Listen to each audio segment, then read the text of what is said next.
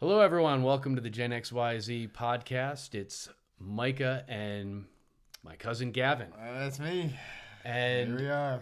today is going to be a fun topic. Pretty excited. We're going to be talking about kind of our homeland, The kind of motherland. the hometown and the new hometowns that we've been able to experience. So This is going to be the Mountain West versus the Midwest. Ding ding. So Gavin, in here. Gavin, why don't you tell us where you're from? Get your ears ready. Gavin, by the way, has been dying to do an episode on. Oh, I don't want to give it away. Go ahead. Yeah. So, I don't want to hype it up too much, but I'll, come out easy here. I'm from Michigan. I love the state. It's a beautiful state to me, and yeah. I was gonna make a joke that you were like, and Gavin's from Ohio. That would have been terrible. That would have been a terrible joke. Yeah. Yeah, I do hate Ohio. If you know anyone from Michigan, we hate Ohio. And Matt, who's not here tonight and can't defend himself, he is from Ohio. He is from nasty, disgusting Ohio. We won't hold it against him, though. Ohio's a wonderful state. Yeah, I forget he's from Ohio. Regardless of Gavin's opinion, Ohio is a wonderful state, and Michigan and Wisconsin is actually the national parks for Ohio. So yeah, I don't know exactly. if everyone knew that. But yeah, they all travel up to our nice Great Lakes and enjoy them. So yes. They really have nothing on us, but they like to act like they do. So all right, enough about Michigan. I am from Minnesota/Wisconsin. So I was born in Minnesota. My dad's family is from Minnesota, up north, just a little bit south of Canada, in a wonderful city called Duluth, Minnesota, and that's considered the San Francisco of the Midwest. I don't know if you knew that, but beautiful town, great people. My dad's family is from there. That's where my dad grew up, and my mom grew up in Fond du Lac, Wisconsin. Good old Fond du Lac. Yeah, we moved there when I was pretty young. My dad. Lake Winnebago, right? Lake Winnebago, yeah, foot of the lake. And yeah. That's where I grew up. I mean, I went to school there and actually went to college up the road in Oshkosh, Wisconsin. So I'm a Wisconsin kid. Oshkosh. Do you guys know Chicken Joe? I don't know if you guys ever seen Surf's Up, but that's what we're talking about. If you've ever seen Surf's, it's a movie. I'll inform you later. What are you talking about? There's a movie called Surf's Up, and there's this guy named Chicken Joe, and he surfs Lake Winnebago. It's like the joke of the movie. He's really? Like a pro surfer. You gotta watch it. If you've seen it, you know what I'm saying? It's a great movie. You're dying laughing. That is funny. I forgot that. I think in Sheboygan on Lake Michigan, there's people who surf in the cold water, freezing cold water. They have to walk through ice. Mm-hmm. It freezes and it's like this beach of ice, and they go out there in these like extreme wetsuits. And there's actually a pretty good surf that comes in. Yeah, and the same thing in it's crazy in Upper Peninsula of Michigan and Marquette. People fall, winter, surf time. So yeah, there's a lot more to the Midwest than we think, and that's kind of what we're trying to break down. I forgot to run through my history. So yeah, I was born, raised Ann Arbor, Michigan. Then I went to school in Marquette, Michigan. So lower half Michigan, upper half Michigan. Lived there my whole life, and here I am in Utah. Micah's been all over through military service, so this guy's got not really much time in Michigan, though. I have to say. Yeah, so he doesn't know. Save the best for last. I Wisconsin's really great, but it doesn't have the nice beaches like us. That's what I've heard. I hear Michigan has some legendary beaches. Very legendary, yeah. I actually can't believe you've never been on like Lake Michigan. No, I've been to Michigan. But have you been to Lake Michigan's like beaches? Like on the Michigan side, or have you been anywhere? No, I haven't, Gavin. See, that's what I'm telling you, man. You would understand. You would understand so much better. That much. All right. Well, you see this. We're getting off topic here, but so what do we want to get? I think you're just getting a little emotional about Michigan. I just love talking about Michigan. Already, we're 30 seconds into this thing. And yeah. What are we talking about here? So we're talking about so you have the beaches. Some of those beaches are like some pretty big, substantial sand dunes. Huge sand from dunes. the I forgot the name. What is that coastal town area? Traverse City. Traverse City. And they have the Sleeping Bear Dunes up there. Yeah. Sure. I have a really good friend who's a musician that I met in Michigan, or I met in Montana. And this is an interesting theme. I moved to Montana at a young age, and was actually your age. Yeah. When I moved to Montana. Still a youngster. But I couldn't believe how many people from Michigan, Wisconsin, and Minnesota moved to Montana. Yeah, it seemed like every other person I met was from the Midwest. Yeah, we travel around quite a bit. You see us get out. I mean, it's a common thing, as you know, people in the Midwest, the good part of the Midwest. We'll leave the Dakotas out of it. And Ohio, yeah. But Michigan, Minnesota, and Wisconsin, kind of in that vein, they really love the outdoors. There's lots of ski resorts. There's lots of people are into surfing, mountain biking, boating, all sorts of things. So it makes sense that a lot of people, like Gavin and I, move west to enjoy the mountains. And you meet a lot of people from Michigan, Wisconsin, Minnesota out there. And it's kind of interesting. I think Midwest kind of gives you a little taste of a lot of things, and then if you want to expand it, you go out west. So I think that's a big thing. Mm-hmm. Like you get it, like you said, it's got everything you want there, but at the extreme levels it has out here, it doesn't have it as much. But yeah. So obviously it's beautiful, beautiful states all over. I think that's. Obviously now I love the mountains. Living in Utah, I've been here 3 years now after a little bit of break from Utah. But I will say that I do miss certain things about Wisconsin. Minnesota, Wisconsin, Michigan have tons of lakes. It's a big part of the culture, and getting out on the boat is a really special memory that I have growing up. Our grandparents, remember? Yeah. Our grandparents lived on Lake Denevue. They had a cottage on Lake Denevue. Yeah. Just a dream. I just remember it being like my dream. Like I was just my happy place. Anytime I was there, I was just like in a dream world. It was an amazing memory growing up. Mm-hmm. Absolutely. I mean, shout out to Lake Denevue. So beautiful. In Wisconsin. And just great memory with the cousins, go out on the lake, shove each other off the rafts, or get on the good old what was the name of the boat we had? It was the Boston Whaler. We had to get on the Boston Whaler. Like one of the first fiberglass boats. Yeah. That thing was gorgeous. They ever created, and it was a gorgeous boat. It's like a teal top with wood accents like for the seats, and it was like a little fly-by-wire steering wheel. Like the steering wheel was like literally connected to cables that would move the outboard. And I remember driving that boat, having so much fun. I was probably like 12. My grandpa showed me how to start it up, and I just I got it going. And you could do stuff like that in that age. You didn't need. Of course, now the boats are like $80,000 a piece, so you don't want to have children operating those without supervision. But but I just do remember it was just a great place to be, and just like I just remember it's odd, but just like the air there and the breeze and everything that encompassed the Midwest just felt there. I don't know if that makes sense. But, well, do you remember I just remember that patio too, and because it was a huge property. Yeah, and it's probably 3.5 acres around a lake, which is unheard of in today's.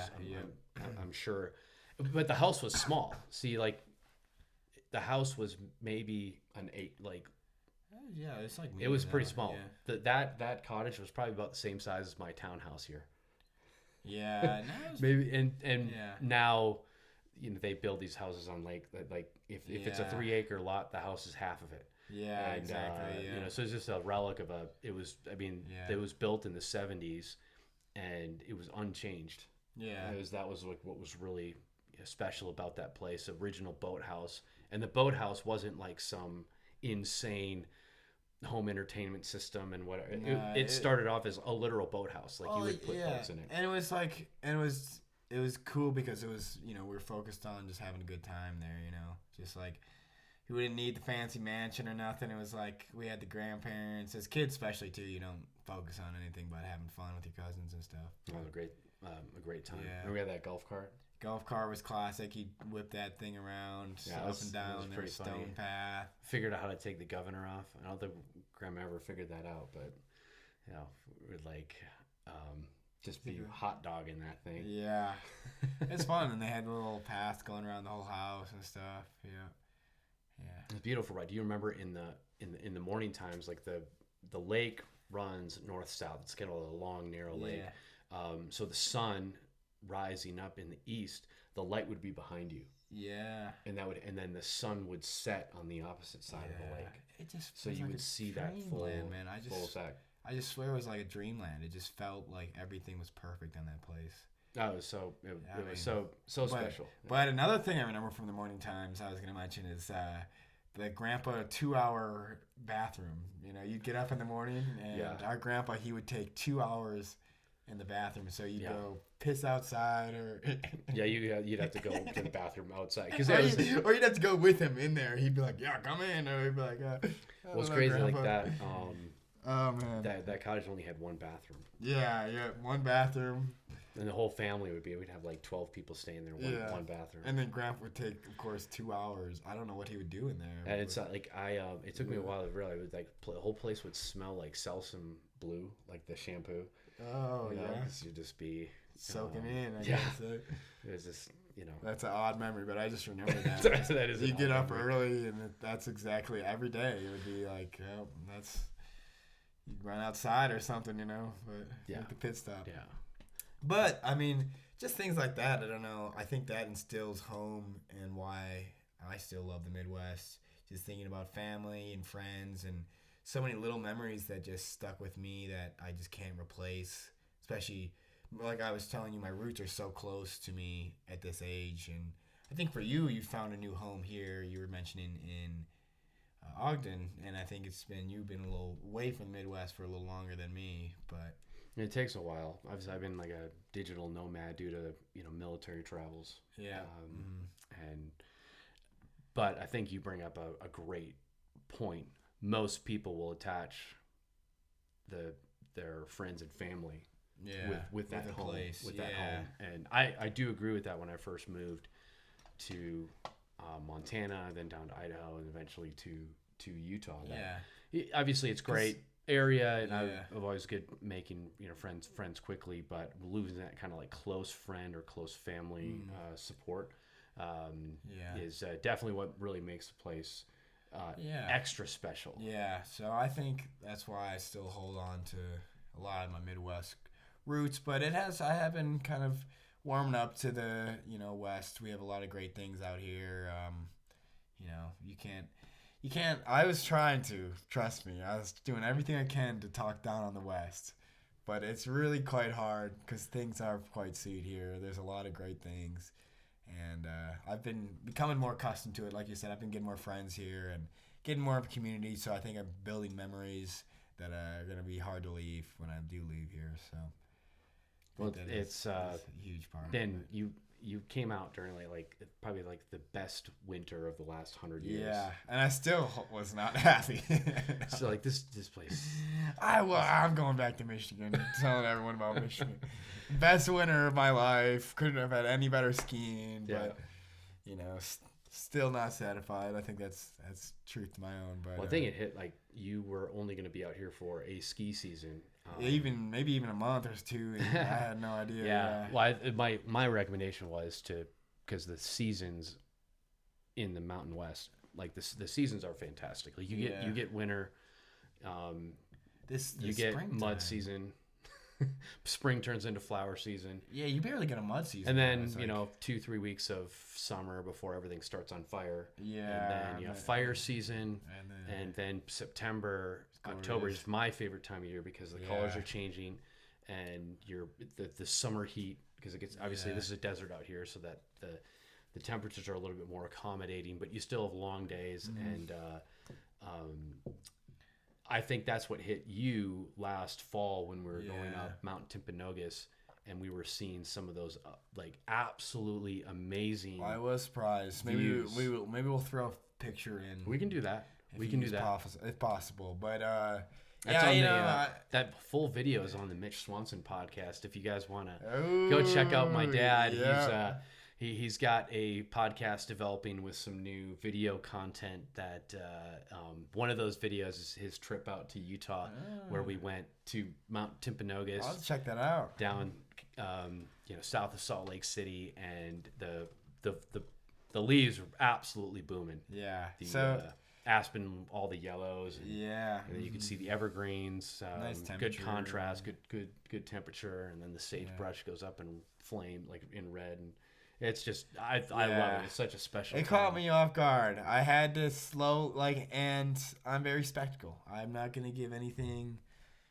props right away, and I'll give it to Utah. It was a gorgeous fall.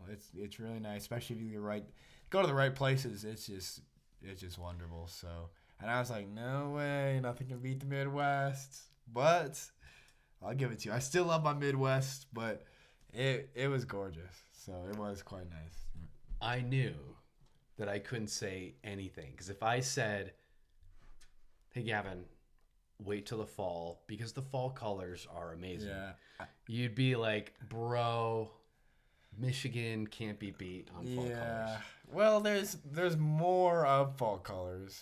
You just have more trees. That's what Michigan's really known for. I mean, Maine and Michigan obviously, are known, especially. But also, they do have a lot more than I expected.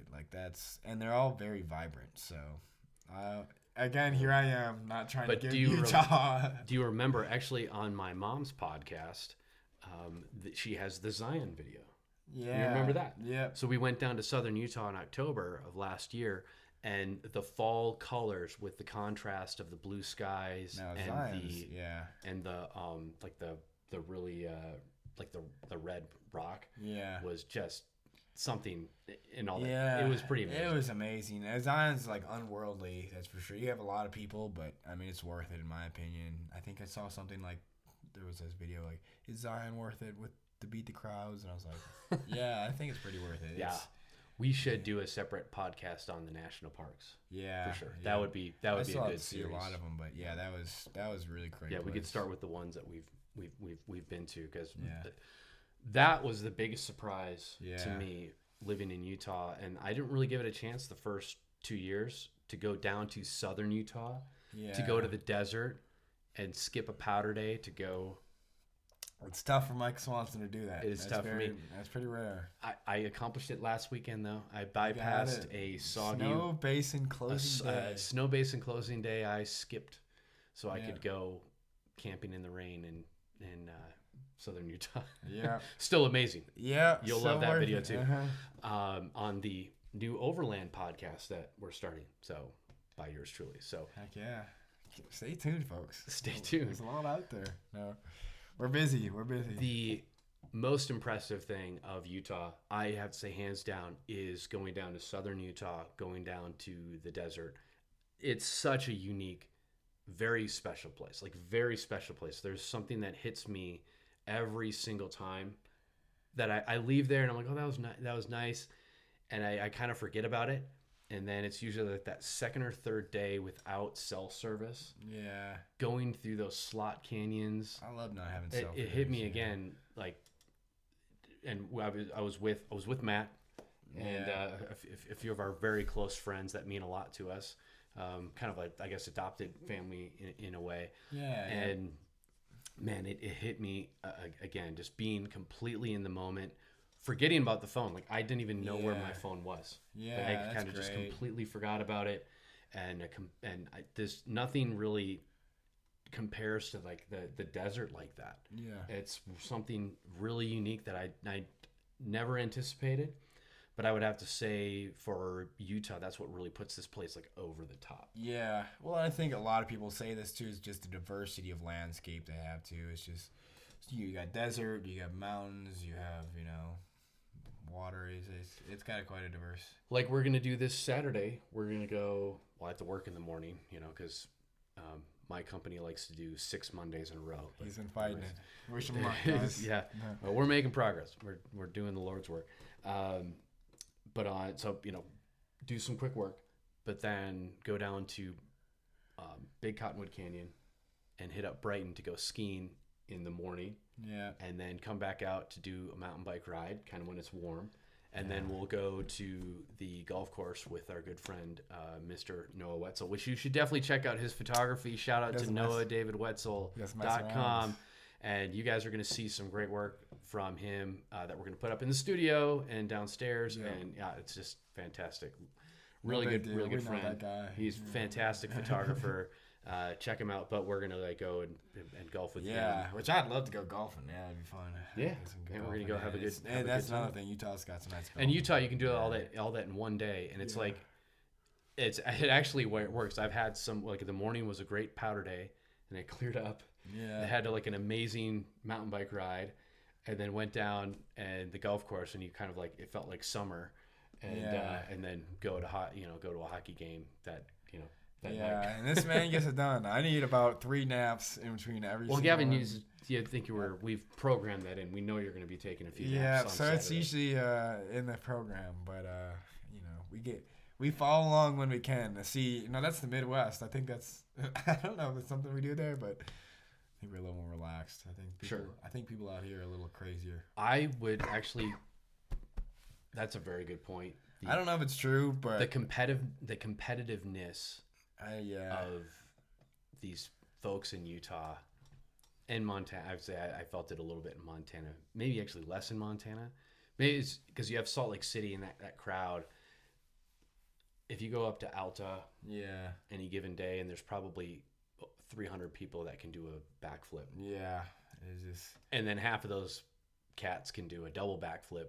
Most of them are under the age of 15. Yeah.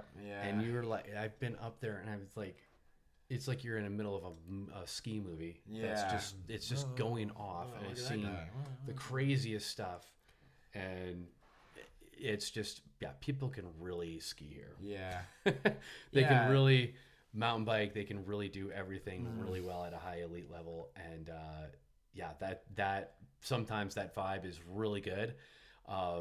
But I think the vibe on a powder day, it's intense here, man. It's a little competitive. I'm kind of over that, to be honest. It's a little rough. That's kind of you go and chasing the almost fighting a 70-year-old man to get some turns. Gets a little sometimes. I've gotten some old people fight. I feel that. I still feel bad about pushing over that 12-year-old girl. Yeah, she had it coming though. She totally had it coming. She was, come on. Just kidding. That never happened. She had it coming. Well, the 12-year-old girl pushed me out of the way.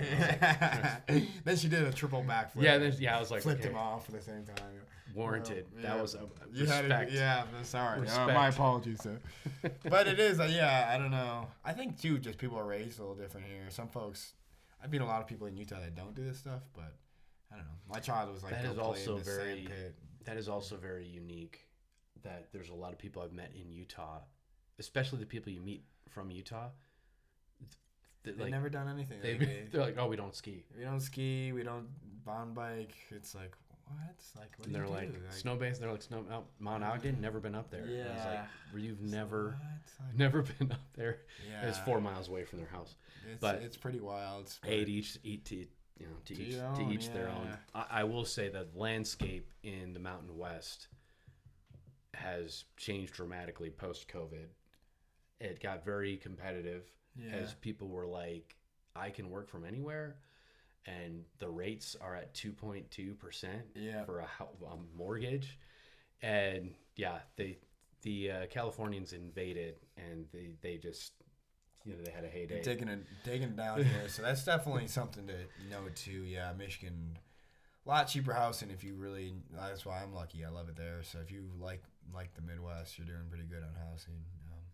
I saw some infographics today. It was like one of the couple states that you can still afford a home under so number. So in Michigan. Yeah, Michigan's one of the states that still has pretty affordable housing. So I wish I could just pull up this infographic. But that's a great topic for because I would be very interested in. There is a lot of changes coming, and definitely coming in the future. Now that we're kind of past the COVID era, and it is kind of a question what's going to happen in the future. Some markets became really hot. Yeah, and I would not believe that they're going to go down. Yeah. But that like just race through the roof as far as home values go. Like, yeah. I've seen that kind of plateau across the board. But now I think people are going to like reassessing that and be curious to see how this develop in the future. But I would definitely give a point to the Midwest as far as more affordable housing. We win that. And if you feel and everything else, if you feel Michigan. It's lovely out here. Right? It is. No. And go to Michigan. Actually, don't go to Michigan. Go to Michigan. It's nice. Yeah, make sure you go to Marquette and just take over. Hey, mention my name. They might know me. Might get free beer or something. They probably do know you. If it's in the bar, they definitely know you. Yeah, I've been there. Yeah. Well, I think regardless of where you live, the Mountain West, the Midwest, you have to find the unique, special things about those areas. It's like I mentioned earlier, the desert in southern Utah. Yeah, it's like so special. And I took a moment last Saturday. I had to take it all in, and I was just elevated, like the mood. Yeah. I also feel that in the mountain skiing, there are some days where like you get like so competitive. I got to get the powder, and I'm usually like I have to like take 3 laps. Yeah. And then I have to race back to work. Yeah. And then I have to work till 8 o'clock at night to catch up. Yeah. And it's just kind of like, okay, but then there's some mornings, like a Tuesday morning, where I'm like standing on top of Mount Ogden, and it's just there's not an ounce of wind, and it's just so peaceful, and I just kind of get lost in that moment. Yeah. So, and like you were saying earlier, with being at the boathouse, being at the lake, and just getting lost in the moments. Yeah, yep. I agree with you. You find things that really, tick your clock, and certain places that really make it your own. So I think that's different for every person. And once you find that, it's important to hold on to it. And you can find that anywhere, too, in new places, too. So I'm looking for that myself. End of the day, I love Midwest, but I'm keeping an open mind, so... Well, it's no Michigan, but Austria is pretty cool. Yeah, it tries. I don't think it has any lakes. And some pretty amazing lakes in Austria. Nothing like Michigan. Well, Austria, whatever. Just some lakes. I've been there, done that. ZLMC, which is right at the ZLMC, which is right at the base of a ski resort, where you can go skiing and water skiing in the same day, 20 kilometers away from where Mozart grew up. Yeah. At the classical capital of the world. Mozart. Right next to one of the most famous hot springs, and then Kaprun is right down the road. Yeah, but can you... It's no Michigan, though. It's no Michigan. It's no Michigan, though. Well, this has been fun. Yeah, it's been fun. This has been really fun. It's been good. Yep. Cast your vote, everyone. Mention a place that you love. Start thinking about something that too. Mention to us some place that you love and why you love it. So, yeah. Thank you guys. See you in the next one. Yep. Bye now.